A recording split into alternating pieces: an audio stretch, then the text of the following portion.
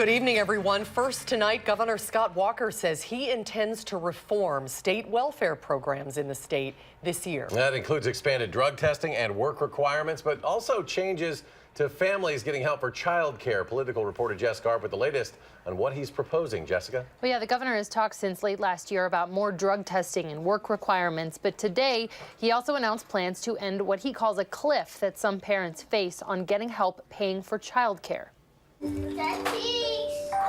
A lullaby soothes at Reach Dane's child care center on Red Arrow Trail. Where tuition for these little ones are covered all or in part by Wisconsin Shares, the state's child care subsidy.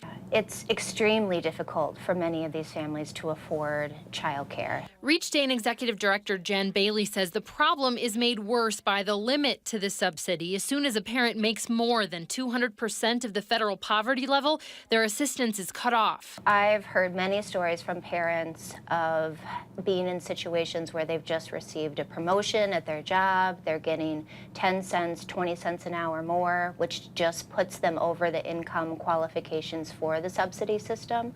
And we've seen parents actually turn back raises because they can't afford to pick up the full cost of child care for their children. That's in part why the governor is announcing a proposal that would create an off-ramp for assistance. We will extend that so that they'll pay an additional $1 in copay for every $3 they earn, with the idea being that that will gradually ease them into a position where eventually they'll be able to pay for the entire amount off of whatever amount that they're receiving as an increase in their salary. Bailey says that would help the parents and children they serve, but also says her centers are at capacity and they need to be able to serve more families. I think in an ideal world, if it was coupled with an increased reimbursement rate for providers, that would be ideal in helping providers be able to support more children.